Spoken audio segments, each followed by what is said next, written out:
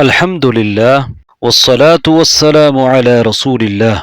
தும்மியவர் அல்ஹம்துலில்லாஹ் என்று அல்லாஹுவை புகழ வேண்டும். அதை செவிமடுப்பவர் யர்ஹமுகல்லாஹ், அல்லாஹ் உனக்கு கிருபை செய்வானாக, அருள் புரிவானாக என்று பதில் கூற வேண்டும்.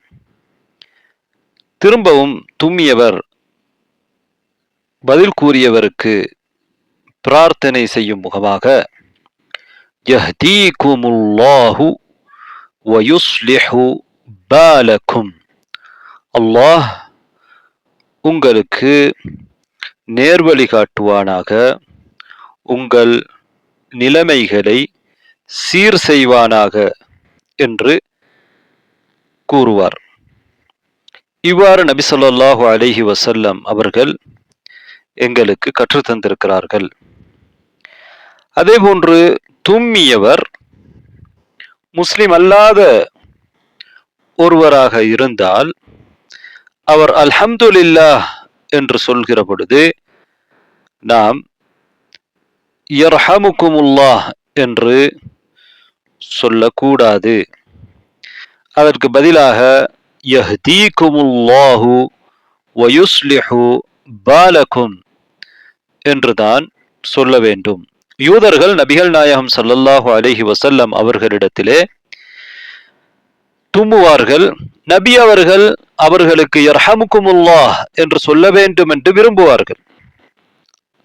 ஆனால் நபி அவர்கள் அவர்களுக்கு யஹ்தீகுமுல்லாஹு வயுஸ்லிஹு பாலக்கும், அல்லாஹ் உங்களுக்கு நேர்வழி காட்டுவானாக, உங்கள் நிலைமைகளை சீர் செய்வானாக என்று பிரார்த்தனை செய்வார்கள். முஸ்லிம் அல்லாத ஒருவருக்கு நாங்கள் பாவ மன்னிப்போ ரஹ்மாவோ கேட்கக்கூடாது. அவர்களுக்கு அவர்களுடைய உலக தேவைகளுக்காக பிரார்த்தனை செய்யலாம். அதைவிட முக்கியமாக அவர்களின் நேர்வழிக்காக நாம் துஆ செய்யலாம். தும்மும் போது நாம் கடைபிடிக்க வேண்டிய ஒழுக்கங்களை எங்களது மார்க்கம் எங்களுக்கு கற்றுத்தந்திருக்கிறது. தும்மிய ஒருவர் தன்னுடைய கையையோ அல்லது ஒரு துணியையோ தனது வாயில் வைத்து அடைத்துக் கொள்வது சுன்னாவாக இருக்கிறது, நபி வழியாக இருக்கிறது. நபி ஸல்லல்லாஹு அலைஹி வஸல்லம் அவர்கள் தும்மினால் தன்னுடைய முகத்தை கையினால் மூடிக்கொள்வார்கள் அல்லது ஆடையினால் மூடிக்கொள்வார்கள். அதன் மூலம் சப்தத்தையும் குறைத்து கொள்வார்கள்.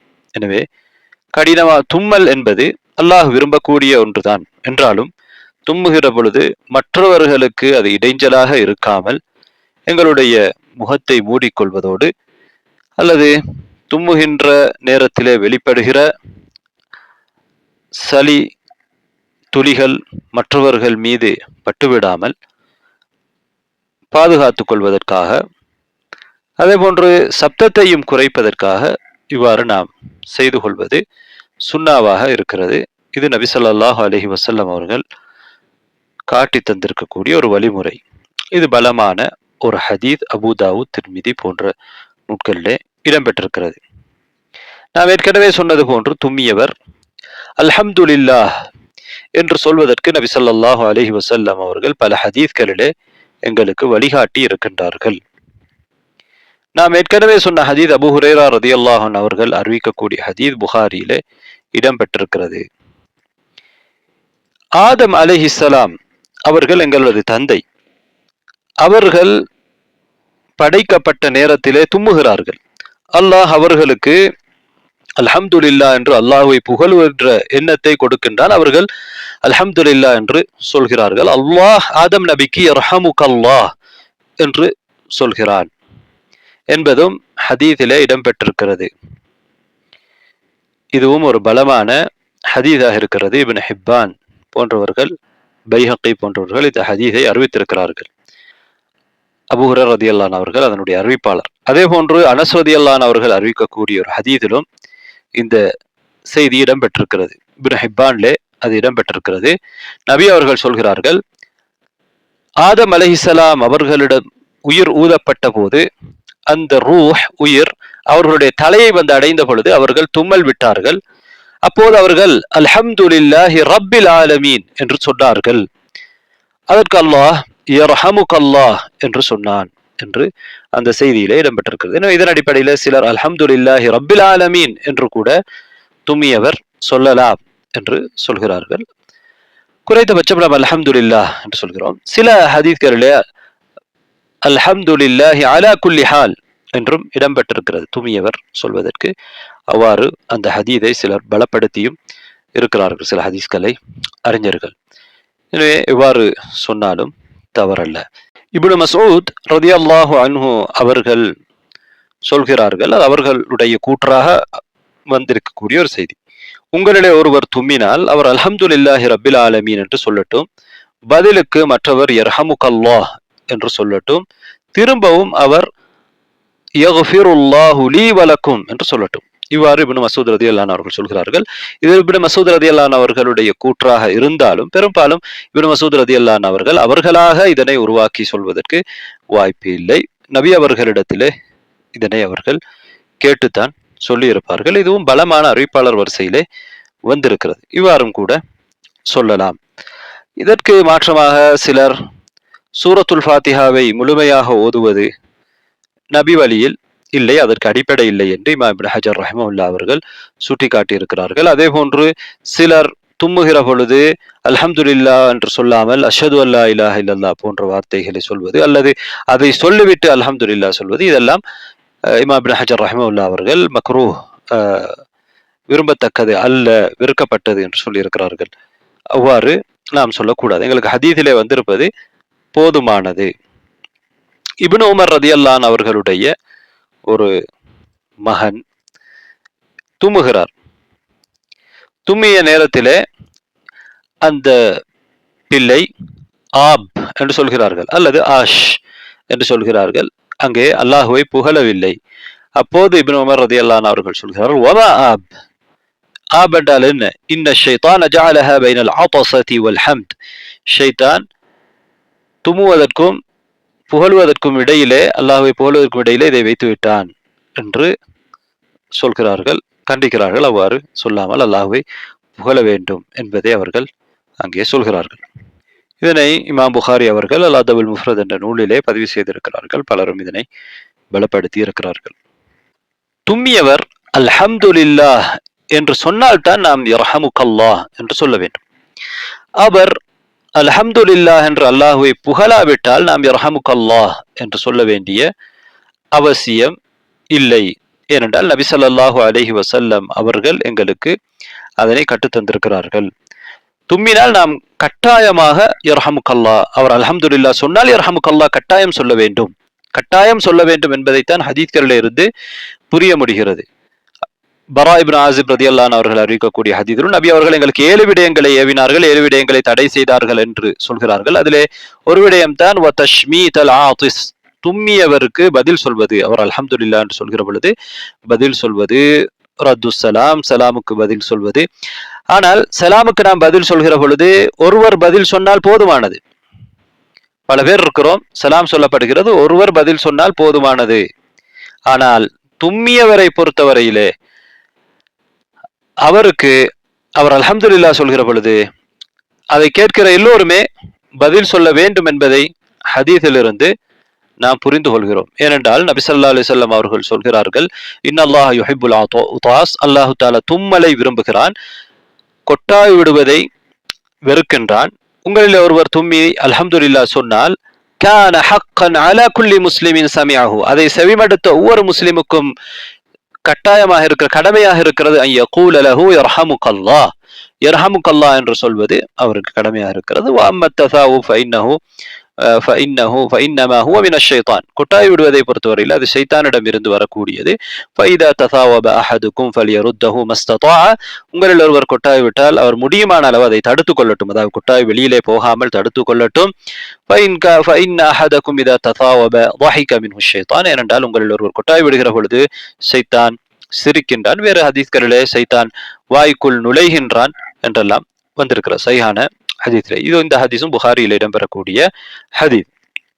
அதே போன்று ஹக்குல் முஸ்லிம் அலல் முஸ்லிமி ஹம்சுன், ஒரு முஸ்லிம் அடுத்த முஸ்லிமுக்கு செய்ய வேண்டிய 5 கடமைகள் இருக்கின்றன என்று நபி அவர்கள் சொல்லிவிட்டு அதிலையும் தஷ்மீதுல் ஆதிஸ் என்று சொல்லி இருக்கிறார்கள். தும்மியவருக்கு பதில் சொல்வது. எனவே தும்மியவருக்கு பதில் சொல்வது பெரும்பாலான அறிஞர்களுடைய நிலைப்பாடும் அது கட்டாய கடமை. அதை கேட்கிற ஒவ்வொருவரும் பதில் சொல்ல வேண்டும். ஃபர்து கிஃபாயா அல்ல.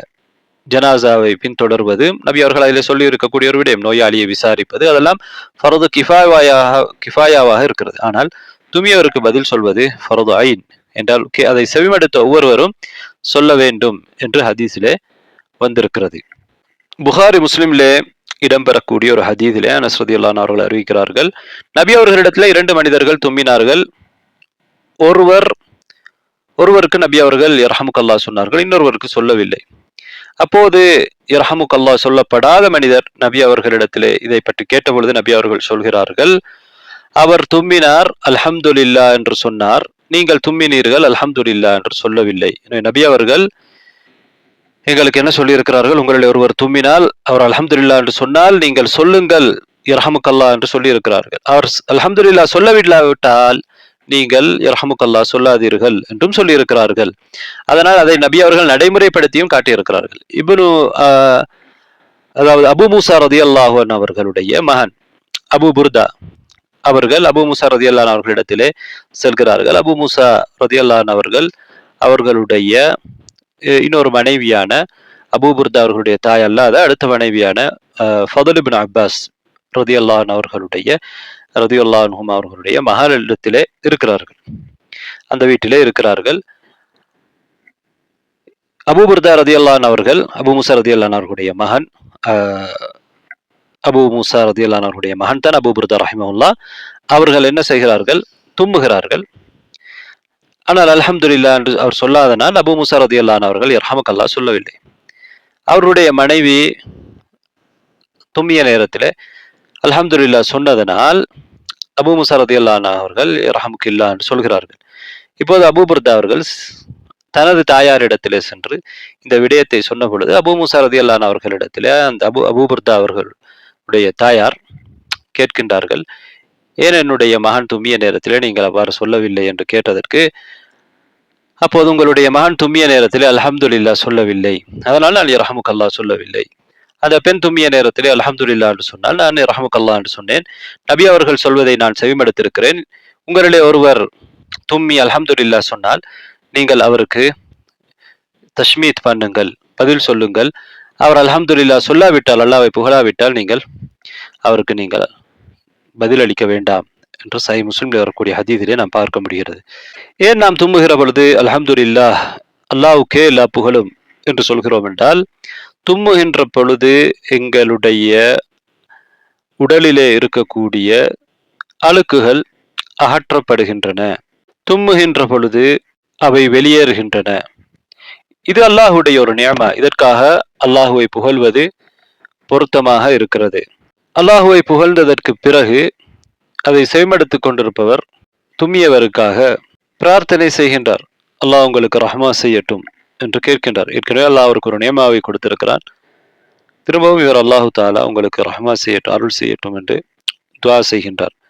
அது மட்டுமல்லாமல் தும்மலின் போது இவ்வாறு நாம் சொல்வதன் மூலமாக மோமீன்களுக்கு இடையிலே ஒற்றுமையும் தொடர்பும் ஏற்படுகிறது. இது மார்க்கம் எங்களுக்கு வலியுறுத்தி இருக்கக்கூடிய ஒரு விடயம். மோமீன்கள் பகைத்துக் கொள்வதோ பொறாமை கொள்வதோ கூடாது என்பதை நபி ஸல்லல்லாஹு அலைஹி வஸல்லம் அவர்கள் பல ஹதீஸ்களிலே தடுத்திருக்கிறார்கள். தடுத்தது மட்டுமல்லாமல் அவர்களுக்கு இடையிலே இருக்கின்ற உறவை பலப்படுத்துவதற்கு இவ்வாறான பல விடயங்களை இஸ்லாம் ஏற்பாடு செய்திருக்கிறது.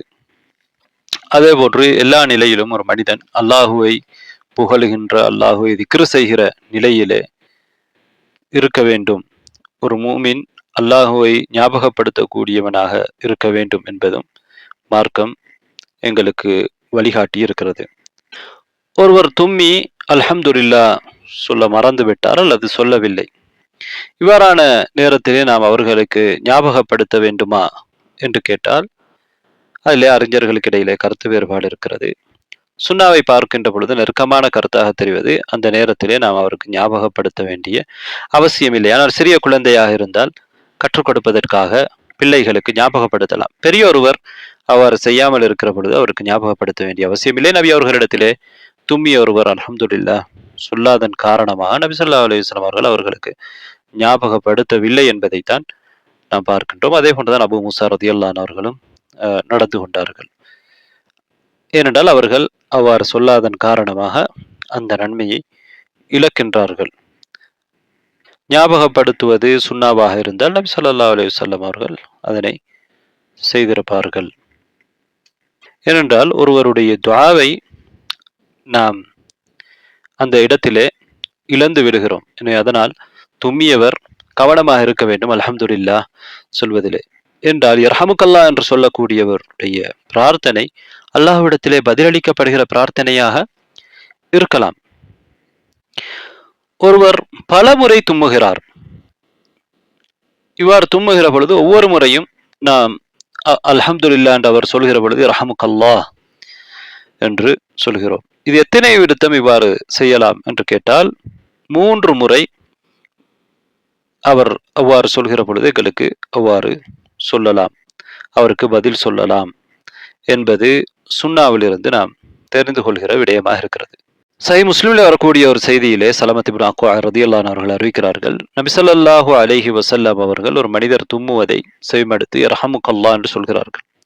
திரும்பவும் அவர் தும்மினார். நபி அவர்கள் அர்ரஜுலு மஸ்கூம், இந்த மனிதர் சளியினால் தடிமலினால் பீடிக்கப்பட்டிருக்கிறார் என்று சொல்கிறார்கள். இன்னொரு அறிவிப்பிலே நபி அவர்கள் 3வது முறையிலே இவ்வாறு அந்த மஸ்கூம் என்று சொன்னதாக திருமிதியிலே வரக்கூடிய அறிவிப்பிலே இருக்கிறார். அதனுடைய அறிவிப்பாளர் வரிசையும் ஹசனான அறிவிப்பாளர் வரிசை. எனவே தும்மியவர் சளியினால் பீடிக்கப்பட்டிருக்கிறார், அவர் தடுமனுக்கு உள்ளாகி இருக்கிறார் என்றால் அவருக்கு நாங்கள் ஒவ்வொரு முறையும் யர்ஹமுக்கல்லாஹ் சொல்ல வேண்டிய அவசியம் இல்லை. ஆனால் அவருக்காக துஆ செய்யலாம். அவர் நோயாளி என்ற வகையிலே நோயாளிக்காக நாங்கள் துஆ கேட்கலாம், அவருடைய நோயை குணப்படுத்துவதற்கு துஆ கேட்கலாம். ஆனால் இது சாதாரணமான தும்மல் அல்ல என்பதைத்தான் நபி ஸல்லல்லாஹு அலைஹி வஸல்லம் அவர்கள் அந்த இடத்திலே சொல்கிறார்கள். அபூ ஹுரைரா ரலியல்லாஹு அன்ஹு அவர்களுடைய ஒரு அஸர் இருக்கிறது. அதிலே அவர்கள் என்ன சொல்கிறார்கள் என்றால், உன்னுடைய சகோதரனுக்கு நீ 3 முறை பதில் சொல், அதாவது இரஹமுக்கல்லாஹ் என்று சொல். ஃபமா ஸாத ஃபஹுவ ஸுகாம், அதைவிட அதிகமாக அவர் தும்பினால் அது ஜலியாக தடுமனாக இருக்கிறது என்று சொல்கிறார்கள். இன்னொரு அறிவிப்பிலே இமாம் புகாரி ரஹ்மத்துல்லாஹி அவர்கள் அபூ ஹுரைரா ரலியல்லாஹு அன்ஹு அவர்களை தொட்டு அறிவிக்கின்ற ஒரு அறிவிப்பு அதபுல் முஃப்ரதிலே இருக்கிறது. இமாம் புகாரியுடைய அதபுல் முஃப்ரதிலே, சஹீஹுல் புகாரியிலே அல்ல, அதபுல் முஃப்ரதிலே. அதனை அல்பானி ரஹ்மத்துல்லாஹி அவர்களும் பலமானது என்று சொல்லியிருக்கிறார்கள். அதிலே அபூ ஹுரைரா ரலியல்லாஹு அன்ஹு அவர்கள் என்ன சொல்கிறார்கள் என்றால், 1 முறை, 2 முறை, 3 முறை பதில் சொல் என்று சொல்லியிருக்கிறார்கள். அதைவிட அதற்கு பிறகு அது சலியாக இருக்கிறது என்று சொல்லியிருக்கிறார்கள். தும்மியவர் பதிலுக்கு யஹ்தீகுமுல்லாஹ் யஹ்தீகுமுல்லாஹு வ யுஸ்லிஹு பாலக்கும் என்று சொல்ல வேண்டும் என்று நாம் பார்த்தோம். இது முஸ்தஹப், வரவேற்கப்படக்கூடிய ஒன்று, கட்டாயம் அல்ல. ஆனால் சொல்வது நன்மையை பெறக்கூடிய ஒரு விடயம். யஹ்தீகுமுல்லாஹ், அல்லாஹ் உங்களுக்கு நேர் வழிகாட்டுவானா, உங்களுடைய நிலைமைகளை சீர் செய்வானா. எங்கள் எல்லோருடைய நிலைமைகளையும் அல்லாஹ் சீர் செய்ய வேண்டும் எல்லா விடயத்திலும். அது எங்களுக்கு தேவையான ஒன்று. அதே போன்று நாங்கள் மற்றவருக்காக இந்த துஆவை செய்கின்றோம். இது சம்பந்தமான ஹதீஸ் நாம் ஏற்கனவே பார்த்துவிட்டோம். இப்னு மஸ்ஊத் ரலியல்லாஹு அன்ஹு அவர்கள் தும்மியதற்கு பிறகு ஒருவர் அவருக்கு இரஹமுக்கல்லாஹ் என்று சொன்னதற்கு சொல்லுவார், தும்மியவர் அல்ஹம்துலில்லாஹி ரப்பில் ஆலமீன் என்று சொல்லுவார். அதற்கு பதிலாக மற்றவர் இரஹமுக்கல்லாஹ் என்று சொல்லுவார். திரும்பவும் தும்மியவர் யக்ஃபிருல்லாஹு லீ வலக்கும் என்று சொல்வார் என்று சொன்னதை நாங்கள் ஏற்கனவே பார்த்திருந்தோம். அது பலமான அறிவிப்பாளர் வரிசையில் இடம்பெற்றிருக்கிறது. அதே போன்று இப்னு உமர் ரலியல்லாஹு அன்ஹு அவர்களும் அவர்கள் தும்மி அவர்கள் யர்ஹமுக்கல்லாஹ் என்று அவர்களுக்கு சொல்லப்பட்ட நேரத்திலே தும்மி அவர்கள் அல்ஹம்துலில்லாஹ் சொல்லியிருப்பார்கள். அங்கே இருந்தவர்கள் யர்ஹமுக்கல்லாஹ் என்று சொல்லியிருக்கிறார்கள். அதற்கு பதிலாக அவர்கள் யர்ஹமுனல்லாஹு வ இய்யாக்கும் என்று சொல்லியிருக்கிறார்கள். வ யக்ஃபிரு லனா வ லக்கும், யர்ஹமுனல்லாஹு வ இய்யாக்கும் வ யக்ஃபிரு லனா வ லக்கும் என்று கூட சொல்லியிருக்கிறார்கள். அல்லாஹ் எங்களுக்கும் உங்களுக்கும் ரஹ்மா செய்வானாக, எங்களையும் உங்களையும் மன்னிப்பானாக என்று சொல்லியிருக்கிறார்கள். அதே போன்று இப்னு அப்பாஸ் ரலியல்லாஹு அன்ஹு அவர்கள் இவ்வாறான கட்டத்திலே அவர் தும்மி அவருக்கு பதில் சொல்லப்பட்ட நேரத்திலே ஆஃபான் அல்லாஹு ஐயாக்கும் மினன்னார், அல்லாஹ் எங்களையும் உங்களையும் நரகத்தில இருந்து பாதுகாப்பானாக, இரஹமுக்குமுல்லா, அல்லாஹ் உங்களுக்கும் ரஹ்மா செய்வானாக என்று கேட்டிருக்கிறார்கள். இது சஹாபாக்கள் இவ்வாறு வெறுமனே அவர்கள் துஆ கேட்டார்களா, அல்லது நபி அவர்களிடமிருந்து கற்றுக்கொண்டு சொன்னார்களா என்பது இங்கே இல்லை.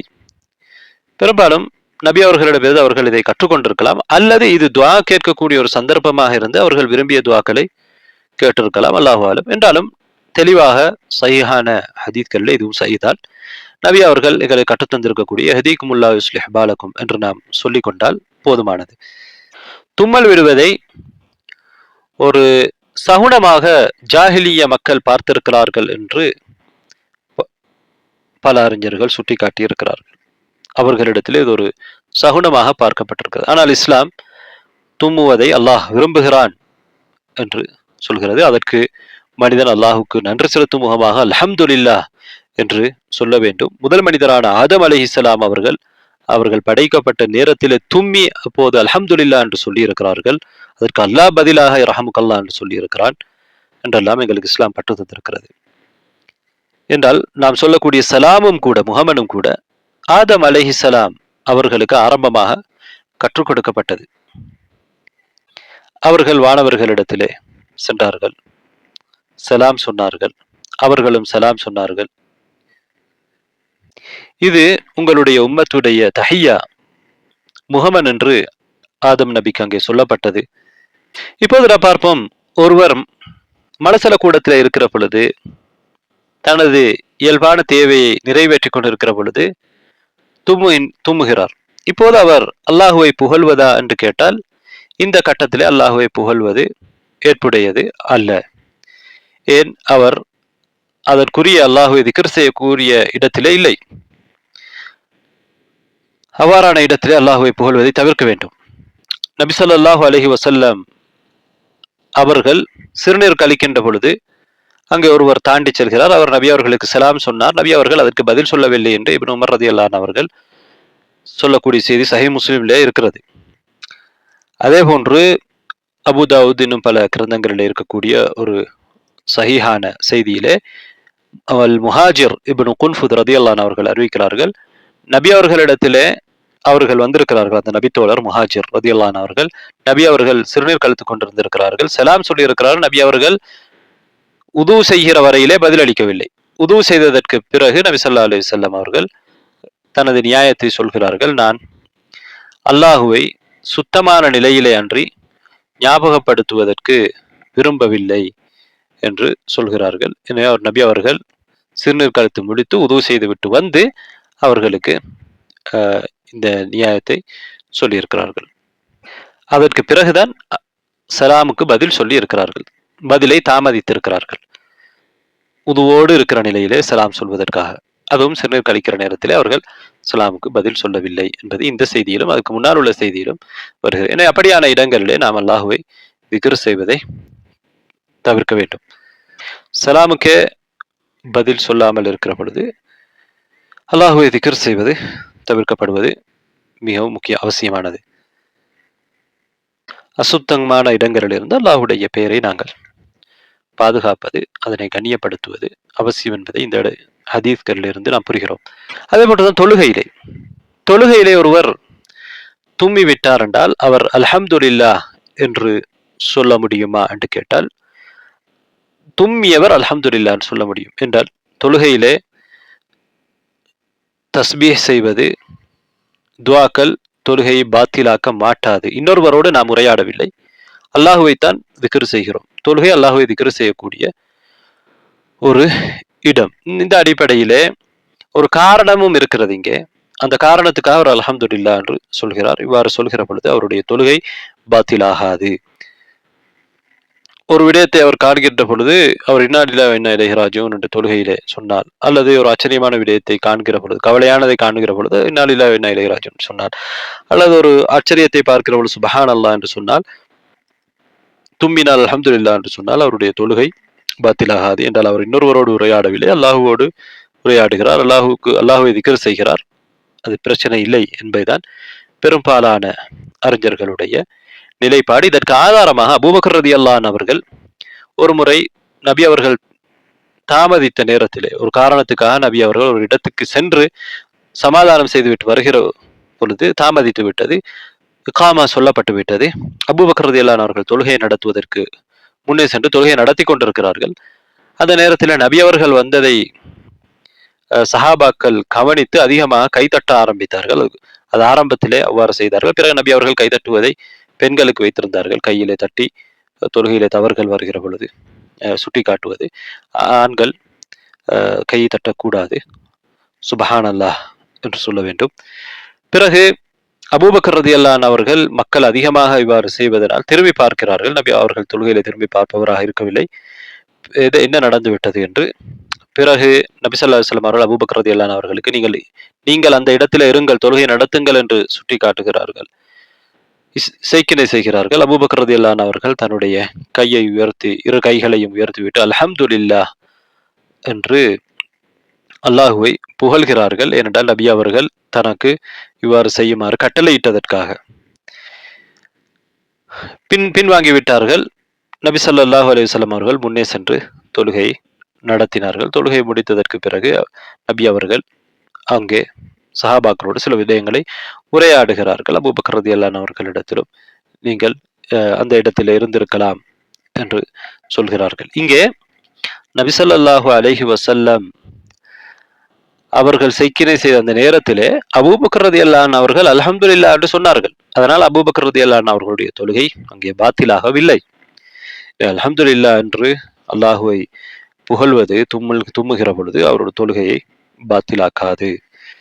ஆனால் அதே நேரத்தில் கேட்டுக்கொண்டிருப்பவர் இரஹமுக்கல்லா என்று சொல்ல முடியும். தொழுகையில இருந்தால் அவர் இரஹமுக்கல்லா என்று சொல்ல முடியாது. தொழுகைக்கு வெளியிலே உள்ள ஒருவர் இவர் இரஹமுக்கல்லா என்று சொல்வது, அவர் அல்ஹம்துலில்லாஹ் என்று சொல்கிற பொழுது இரஹமுக்கல்லா என்று சொல்வதிலே பிழை இல்லை. திரும்பவும் அவர் துமியவர் பாலக்கும் எல்லாம் சொல்ல முடியாது. இன்னொருவரோடு தொழுகையிலே நாம் உரையாட முடியாது. அல்லாஹ்வோடு மாத்திரம் தான் உரையாட முடியும். தொழுகைக்கு வெளியிலே உள்ளவர் தொழுகையிலே உள்ளவருக்கு அவ்வாறு சொல்வதிலே தவறில்லை. ஆனால் தொழுகையிலே இருக்கக்கூடிய இன்னொருவர் தன்னோடு தொழக்கூடிய ஜமாத்தா தொழக்கூடிய ஒருவருக்கு அல்லது ஜமாத்தா அல்லாமல் தனியாக தொழக்கூடிய ஒருவர் தும்மி அல்ஹம்துலில்லாஹ் சொன்னதற்கு பதில் சொல்லக்கூடாது. தொழுகையிலே அல்லாஹ்வோடு மாத்திரம் தான் நாம் உரையாட வேண்டும். அதே போன்றுதான் வெள்ளிக்கிழமை நாளையிலே ஹுத்துபா நடக்கின்ற நேரத்திலே ஒருவர் அல்ஹம்துலில்லாஹ் என்று தும்மி விட்டு சொன்னால் பக்கத்திலே உள்ளவர் இரஹமுக்கல்லாஹ் என்று சொல்லக்கூடாது. ஹுத்துபாவிலே இமாம் ஹுத்துபா செய்வதைத்தான் செவிமடுக்க வேண்டும். அது மிக முக்கியமான ஃபர்த். இதுவும் ஃபர்த் தான். இதைவிட முக்கியமான ஃபர்த் இமாம் ஹுத்துபா செய்வதை செவிமடுப்பது. ஹுத்துபாவிலே உன்னுடைய சகோதரனை பார்த்து, உனக்கு பக்கத்தில் உள்ளவரை பார்த்து வெள்ளிக்கிழமை நாளிலே இமாம் ஹுத்துபா செய்கின்ற பொழுது மௌனமாக இரு என்று நீ சொன்னாலும் உன்னுடைய நன்மையை நீ வீணாக்கி விட்டாய், ஹுத்துபாவை வீணாக்கி விட்டாய் என்று நபி ஸல்லல்லாஹு அலைஹி வஸல்லம் அவர்கள் சொல்லி இருக்கிறார்கள். அந்த அளவுக்கு வலியுறுத்தி இருக்கிறார். ஹுத்துபாவிலே யாரும் பேச முடியாது. தும்மியவருக்கு பதில் சொல்வது கட்டாயம். அதைவிட கட்டாயமானது அந்த நேரத்தில் இமாமுடைய ஹுத்துபாவை செவிமடுப்பது. எனவே சிலர் பேசுகிற பொழுது அமைதியாக இருங்கள் என்று கூட சொல்வார்கள். அல்லது ஹுத்துபாவில் இருந்து கொண்டு குழந்தைகளை கூட்டிக் கொண்டு வந்து ஏதாவது அவர்களிடத்தில் சொல்லிக் கொண்டிருப்பார்கள். இவர்கள் ஹுத்துபாவுடைய பலனை வீணாக்கி விட்டார்கள். அதுவல்ல, தும்மினால் கூட பதிலே சொல்ல முடியாது என்பதுதான் அறிஞர்களுடைய நிலைப்பாடு. என்றால் நபி அவர்கள் ஹுத்துபாவை கேட்க வைப்பதற்கு, ஹுத்துபாவை கேட்பது முக்கியம் என்பதனால் அதை கேட்காமல் ஒருவர் பேசிக்கொண்டிருக்கிறார் என்றால் அவரை பார்த்து மௌனமாக இரு என்று கூட சொல்லாதே என்று சொல்கிறார்கள். என்றால் தும்மியவருக்கு இரஹமுக்கல்லாஹ் சொல்வதற்கு அங்கே அனுமதி இல்லை. தும்முவதோடு சம்பந்தப்படுத்தி நபி ஸல்லல்லாஹு அலைஹி வஸல்லம் அவர்கள் ஹதீஸிலே கொட்டாவி விடுவதை சொல்லி இருப்பதனால் அதை பற்றியும் நாம் சுருக்கமாக பார்ப்போம். கொட்டாவி ஒருவர் விடுகிறார் என்றால் அவர் கொட்டாவி விடாமல் முயற்சிப்பது முக்கியம். தன்னுடைய வாயை மூடி வாயை திறந்து விடாமல் இருப்பதற்கு அவர் முயற்சிக்க வேண்டும். நபி அவர்கள் அவ்வாறு சொல்லி இருக்கிறார்கள். உங்களுடைய ஒருவர் தொழுகையிலே கொட்டாவி விட்டால் அதனை அவர் அடைத்து கொள்ளட்டும், மூடிக்கொள்ளட்டும், தன்னை கட்டுப்படுத்திக் கொள்ளட்டும். ஃபைன ஷைத்தான் யத்குல், ஏனென்றால் ஷைத்தான் அங்கே நுழைகிறான். இது அபு சயீத் அல் குத்ரி ரலியல்லாஹு அவர்கள் அறிக்கக்கூடிய ஹதீஸ். முஸ்லிம்ல இருக்கிறது. புகாரி முஸ்லிம்ல இடம்பெறக்கூடிய இன்னொரு ஹதீஸிலே அபு ஹுரைரா ரலியல்லாஹு அவர்கள் அறிவிக்கிறார். நபி அவர்கள் சொன்னதாக நாம் ஏற்கனவே அந்த ஹதீஸை பார்த்தோம். அல்லாஹ் தஆலா தும்மலை விரும்புகிறான், கொட்டாவி வெறுக்கின்றான். அதில் என்ன சொல்கிறார்கள் என்றால், கொட்டாவி என்பது சைத்தானிடமிருந்து வரக்கூடியது. முடியுமான அளவு உங்களுடைய ஒருவர் அதனை தடுத்துக் கொள்ள வேண்டும். அவர் ஹா என்று சொன்னால், அதாவது கொட்டாவி விடுகின்ற பொழுது வாயை திறந்தால் வஹிக மின்ஹு ஷைத்தான், ஷைத்தான் அதை பார்த்து சிரிக்கிறான். எனவே எங்களுடைய எதிரி ஷைத்தான். எங்களை பலவீனப்படுத்தி எங்களை சோர்வடைய செய்வதை அவன் விரும்புகிறான். எங்களை கவலைக்குள்ளாக்குவதை கூட அவன் ஷைத்தான் விரும்புகிறான். எனவே ஷைத்தான் விரும்புவதை நாங்கள் செய்யக்கூடாது. நாம் கவலைக்குள்ளாவதோ, சோர்வடைவதோ, கொட்டாவி விடுவதோ தவிர்க்க வேண்டும் முடியுமான அளவு. கொட்டாவி எங்களை மீறி வருகிற பொழுது நாம் எங்களுடைய கைகளினால் அதனை அல்லது துணியினால் அடைத்துக் கொள்ள வேண்டும் என்கிற வழிகாட்டல் எங்களுக்கு ஹதீஸிலே சொல்லப்பட்டிருக்கிறது. நபி ஸல்லல்லாஹு அலைஹி வஸல்லம் அவர்கள் சொல்லக்கூடிய இன்னொரு ஹதீஸ் சஹீஹ் முஸ்லிம் இருக்கிறது. இத ததாவப அஹதுக்கும் ஃபல்யும்சிக் பியதிஹி அலா ஃபீஹி. உங்களுடைய ஒருவர் கொட்டாய் விட்டால் தன்னுடைய கையினால் தன்னுடைய வாயிலே அவர் வைத்து அடைத்துக் கொள்ளட்டும். ஃபைன ஷைத்தான் யதுகுல், ஷைத்தான் அங்கே நுழைகிறான் என்று நபி ஸல்லல்லாஹு அலைஹி வஸல்லம் அவர்கள் சொல்கிறார்கள். உதாரணமாக ஒரு எதிரி எங்களுக்கு நடக்கக்கூடிய துன்பத்தை, துயரத்தை பார்த்து சந்தோஷப்படுகிறான் என்றால் அவனுக்கு முன்னால் நாங்கள் எங்களுடைய கஷ்டத்தை வெளிப்படுத்த மாட்டோம். எங்களுக்கு வருகின்றதை நினைத்து அவனுக்கு சந்தோஷப்படுகிறான், சிரிக்கிறான், குதூகலிக்கிறான் என்று சொல்கிற பொழுது நாம் அவனுக்கு எங்களுடைய துன்பத்தை காண்பித்துக் கொள்ள மாட்டோம். ஷைத்தான் இவ்வாறு எங்களுக்கு செய்கிறான். அவன் எங்களுடைய மிகப்பெரிய எதிரி. நாங்கள் பார்க்காமலே அவன் எங்களை பார்த்து கொண்டிருக்கிறான். அதனால் நாம் கொட்டாய் விடுகிற பொழுது ஷைத்தானை சிரிக்க செய்வதோ அல்லது ஷைத்தானை எங்களுடைய வாய்க்குள் நுழைய செய்வதோ எங்களை இன்னும் இன்னும் சோர்வுக்கும் சோம்பேறித்தனத்துக்கும் உள்ளாக்கி கொள்வதோ கூடாது. அதனை நாங்கள் கட்டுப்படுத்த வேண்டும். கட்டுப்பாட்டை மீறி வருகிற பொழுது நாம் கையினால் வாயை வைத்து அடைத்துக் கொள்ள வேண்டும். நாம் குர்ஆன் ஓதுகின்ற பொழுது கொட்டாவி ஏற்பட்டால் நாம் அந்த இடத்திலே சற்று நிறுத்திவிட்டு கொட்டாவியை கட்டுப்படுத்திவிட்டு குர்ஆனை ஓத வேண்டும். ஓதிக்கொண்டே நாங்கள் எழுத்துக்கள் பிழையாக மொழியப்படுகிற விதத்திலே, அதனுடைய அமைப்பு மாறுகிற விதத்திலே கொட்டாய் விட்டு ஓதுவதை தவிர்க்க வேண்டும் என்பதை அறிஞர்கள் சுட்டிக்காட்டியிருக்கிறார்கள். ஏனென்றால் நபி ஸல்லல்லாஹு அலைஹி வஸல்லம் அவர்கள் கொட்டாவி ஏற்பட்டால் கையினால் வாயிலை வைத்து தடுத்து கொள்ளுமாறு, அடைத்துக் கொள்ளுமாறு, பிடித்துக் கொள்ளுமாறு சொல்லியிருக்கிறார்கள். ஷைத்தானை வாய்க்குள் நுழைவதற்கு விடக்கூடாது என்பதை சொல்லியிருக்கிறார்கள். அடுத்ததாக கொட்டாய் விட்டால் அந்த இடத்திலே அஊது பில்லாஹி மினஷ் ஷைத்தானிர் ரஜீம் என்று நாம் சொல்வதற்கு எந்த ஒரு ஹதீஸிலும் வரவில்லை. கொட்டாவி என்பது உண்மையிலே ஷைத்தானிடமிருந்து வரக்கூடியதான். அவர் வருகிற பொழுது நாம் முடியுமான அளவு தவிர்த்துக் கொள்கிறோம், கையை வைத்து அடைத்துக் கொள்கிறோம். இதற்கு நபி அவர்கள் வழிகாட்டி இருக்கிறார்கள். ஆனால் அதே நபி அவர்கள் எங்களுக்கு அஊது பில்லாஹி மினஷ் ஷைத்தானிர் ரஜீம் என்று சொல்வதற்கு சொல்லவில்லை. இதனை இப்னு உதைமீன் ரஹிமஹுல்லாஹ் அவர்கள் சுட்டிக்காட்டுகிறார்கள்.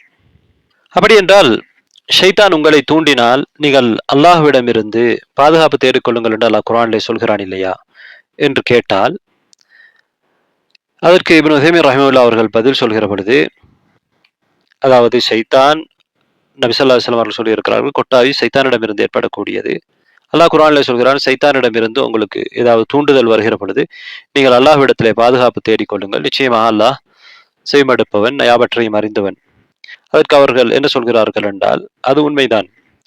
ஷைத்தானிடமிருந்து தூண்டுதல் ஏற்பட்டால் நீங்கள் பாதுகாப்பு தேடிக்கொள்ள வேண்டும் என்று அல்லாஹ் குர்ஆனில் சொல்வது, ஷைத்தான் மனிதனை பாவத்தின் பக்கம் தூண்டுவது, ஒரு கடமையை விடுவதற்கு அல்லது ஒரு ஹராமான விஷயத்தை செய்வதற்கு ஷைத்தான் தூண்டுகிற பொழுது, அதனை மனிதன் உணர்கிற பொழுது அஊது பில்லாஹி மினஷ் ஷைத்தானிர் ரஜீம் என்று சொல்ல வேண்டும் என்பதுதான் அதன் அர்த்தம். ஆனால் கொட்டாவி என்பது நபி ஸல்லல்லாஹு அலைஹி வஸல்லம் அவர்கள் எங்களுக்கு அதில் என்ன செய்ய வேண்டும் என்பதை கற்றுத் தந்திருக்கிறார்கள். நபி அவர்கள் இவ்வாறு அஊது பில்லாஹி மினஷ் ஷைத்தானிர் ரஜீம் என்று சொல்ல வேண்டும் என்று எங்களுக்கு கற்றுத்தரவில்லை என்று அவர்கள் சொல்கிறார்கள். அன்பார்ந்த சகோதரர்களே, சகோதரிகளே, இஸ்லாம் எங்களுக்கு காட்டி தந்திருக்கக்கூடிய ஒழுக்கங்களை பேணக்கூடியவர்களாகவும் அதனை எங்கள் சார்ந்தவர்களுக்கு கற்றுக் கொடுக்கக்கூடியவர்களாகவும் இருப்பதற்கு அல்லாஹ் எங்களுக்கு அருள் புரிவானாக, தௌஃபீக் செய்வானாக. வ ஆகிரு தஅவானா அல்ஹம்துலில்லாஹி ரப்பில் ஆலமீன்.